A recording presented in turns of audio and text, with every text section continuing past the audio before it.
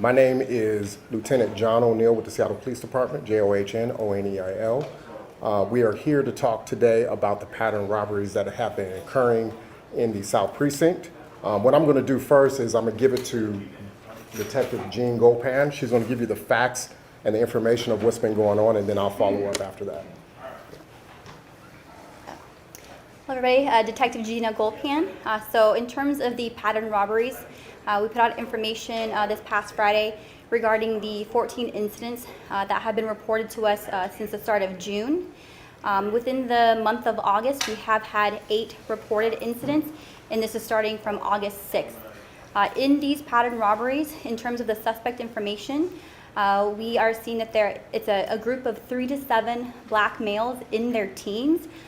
The suspects, they are armed and they are targeting elderly Asians within our communities here within the South Precinct. In regards to these incidents, they are accosting these victims either outside of their homes or forcing entry into their homes. And this involves either assaulting them with a firearm or holding them at gunpoint. And going into their homes, and they are stealing items of high value, so that could be jewelry and large amounts of cash within their residence. They are seen either arriving and or leaving the area, most of the time in a Kia or Hyundai vehicle.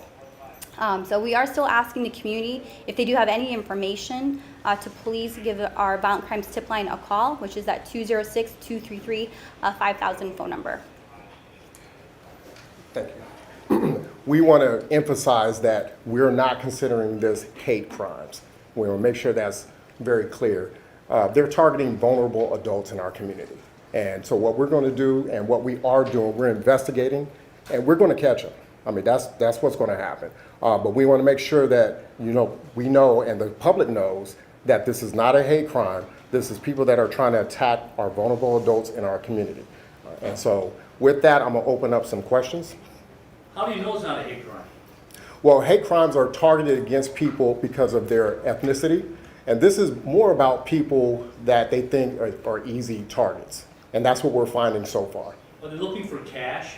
These are Asians who sometimes don't use banks. Is this what you're looking at as being a pattern? High value items. So it can be cash, jewelry. I think, pretty much everybody saw the video out there of the last one that happened, and that was very tragic and disturbing. And so this is the kind of thing that, they're doing. They're going after people that think are easy targets. I mean, that's what's happening. If this has been going on since June, why wait until now, the end of August, to sound the alarm? So what was going on in June, we had 3, all right? In August, we had 8.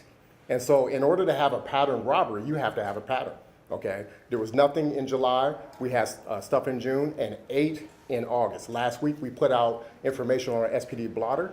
And we want people to know. As a matter of fact, what I am going to do is have her give a few tips on how you can better protect yourselves. Go ahead. So in terms of just different ideas, and these are just prevention tips or suggestions that the community can keep in mind in terms of hopefully preventing this from occurring with you. So just being alert. I know we've talked about being hyper vigilant in terms of your surroundings, and if you are seeing anything suspicious, to call 911. In terms of your home, securing your home, whether it be alarms at your entries or exits, windows even, an option of surveillance footage or some kind of camera security system. Lighting is always a great idea as well to deter criminal activity. And if you do have any questions, please contact your local crime prevention coordinator. Anyone in the community can contact them and ask them for any prevention tips and or security tips, and also just about your crime that's occurring in your neighborhood, and they can give you information that you may have questions on. John, is this in any way, shape, or form related to the other activity that we've seen in South Seattle of late involving mass shootings? Right now, we're still investigating that, and so if it is, that will come out. But right now, we're still investigating. We don't know at this time. Sorry to interrupt. Not tied to any sort of gang activity. I mean, there's been accusations that that's all gang related. Is this gang related at all? Right. Right now, we're still investigating that right now, and as soon as we have that information, we will release it. And how does Seattle Police respond to the criticism this is a part of town that has been neglected, that this crime has been allowed to continue, and that you have not acted fast enough? Well, what I'll say is we have our task force going on. We have Captain Brown here. He has been with the community, having community meetings, and we're active. We're out here, we're active, even with a shortage of officers. You know, we got to keep that in mind. We're down 600 officers, and we're still out here active, and we're doing everything in our power, you know, to make sure that this crime stops. Since you mentioned it, if you did have more officers, would this kind of crime be prevented? Well, we'll do our best to do so. I mean, right now, if there's more officers out there, there's going to be more presence, okay? So with that said, of course, we want to see more officers out there so we can have a presence out there to detour crime. Could you offer some more clarity on how you detected the pattern? Because one question I'm hearing is, all right, after 5 incidents like this, after 10, why not point this out? What was the smoking gun, so to speak? Well, I mean, it was happening all in 1 month is the whole thing. And so some of the stuff I'm not going to be able to share with you because the investigators are investigating. We obviously don't want to give out too much information. But are the majority of the victims, do we have a rough number of how many are elderly Asian folks of the 14 incidents? Almost all of them, if I'm not mistaken. That's correct, right? Yes, just about within the 14, it looks like about 13 of the incidents involved our elderly Asian community.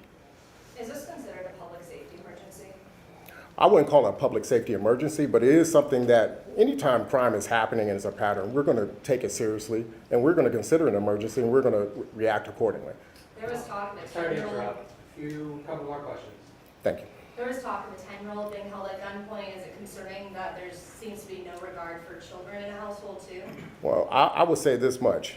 Anytime there's a child involved or anybody else, it's concerning, whether that's going to be at gunpoint or anything else. I mean, we see a lot of crime that happens in Seattle and we react according to it. But yes, it's concerning. Are you contacting any local AAPI community members or groups to get the word out and help spread news of this? Because a lot of the folks, it's my understanding that English isn't their first language.